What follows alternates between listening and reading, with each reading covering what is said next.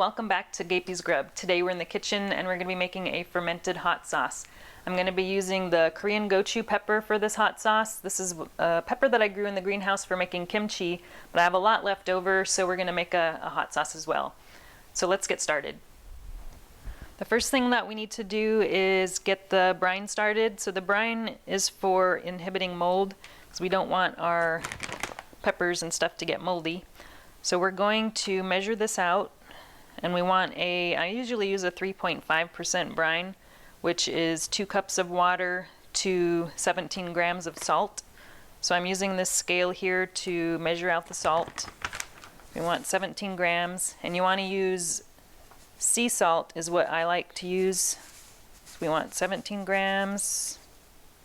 There we go. So sea salt is a really good one to use. You don't want anything that's ionized or iodized. And then we're just going to pour it into the water. And you want fluoride-free and chlorine-free water. So we're just going to stir this around a little bit until the salt dissolves. You can boil it if you want, but then you have to wait for it to come to room temperature before you use it. So it'll eventually dissolve. So we'll just set this aside. And by the time we're ready to use it, it should be good to go.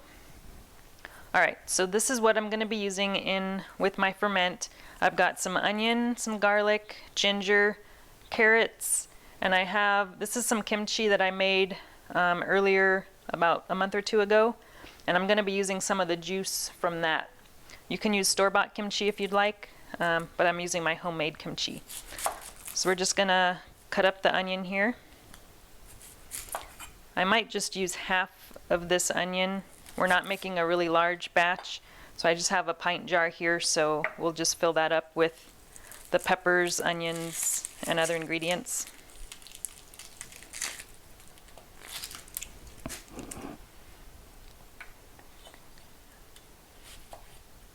So I'm going to kind of do a rough dice of the onions. You can use slices, or there's not really any wrong way to do it. Okay.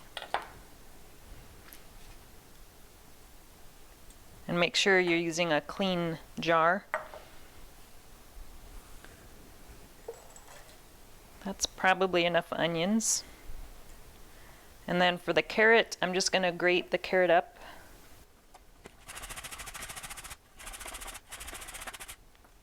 And you don't need to really measure the ingredients. The brine is really the only important element that needs to be measured. So we're going to put the carrots in. That's probably quite a bit of carrots. I don't think I'll use all of that because we still need room for the peppers. So we'll just set that aside. And I've got 3 cloves of garlic. And we'll dice this up. Doesn't have to be real fine. After the hot sauce is done fermenting, we're just going to blend this all up. That should be good.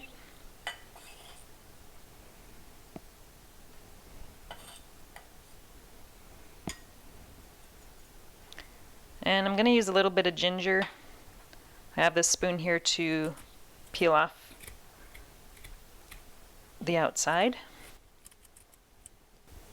And we're going to dice this up as well.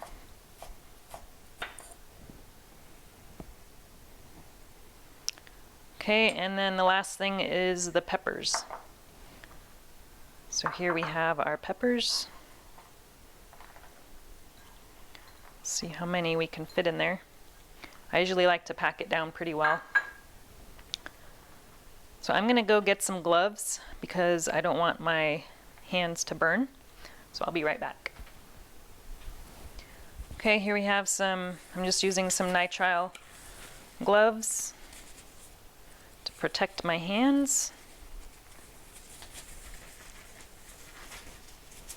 So I'm just going to really rough chop the peppers. I'm going to take off the stems and kind of just slice it up into rings.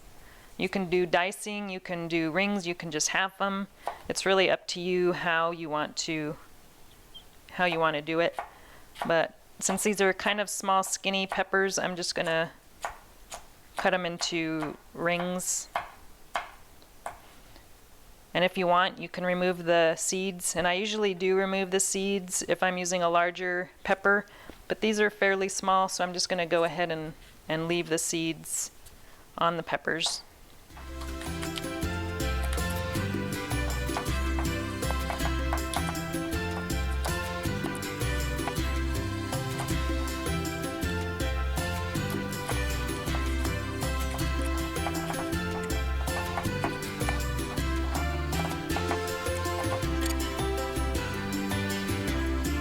Sure to pack it down.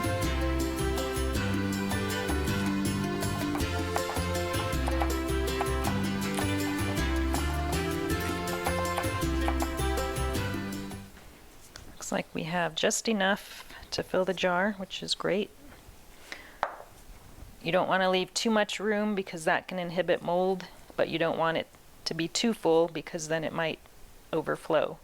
So that's just about right. We have about a little over an inch of headroom there. So now we're going to add some kimchi juice.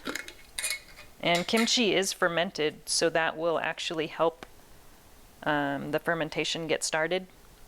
So I'm not even going to measure it. I'm just going to add maybe a couple tablespoons in there. And if a little bit of cabbage or other things get tossed in there, that's fine as well.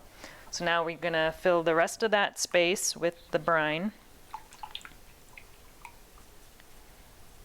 So we want to fill it enough so that it covers all of the vegetables. So right about there. So everything is covered. And one more thing we're going to add is a fermentation weight just to keep that stuff down. So you can buy these glass weights on Amazon, or you can kind of make your own with a small bag filled with brine or water and just put that on top, or you can use marbles in a bag and that'll work as well. So now everything is submerged. So now we're gonna use a lid. I like to use these fermentation tops. There's a lot of different brands and types out there, but I really like this one. It's used for beer making and I use it for mead making. But this one you fill with water, and then this goes up and down, letting the air escape. So I'm going to go fill that up with water. Alright, so that's filled with water. So when I filled it with water, now it's floating. You can see that. So when I first started, I don't want it to float, so I'm going to open the jar and it sinks to the bottom. So now it's not floating. You can tell when it starts fermenting when this starts to float. So that's why I like to start it with that on the bottom. That way I can tell when the fermentation starts. So it should start fermenting within the next day or two. Since I added the kimchi juice, it should go a lot faster. If you don't add anything to kind of give the boost, to boost the fermentation, it could take almost up to a week sometimes for fermentation to start. So that's why I like to add a little bit of something. You can use yogurt if you want. I have some garlic honey that's fermented that I like to add sometimes. But that's all there is to it. Then we just wait. Once the fermentation stops, every once in a while you want to kind of open it up and let this sink to the bottom. And if it stays on the bottom, that means fermentation is just about done. It'll still ferment a little bit, but you won't see this move up and down.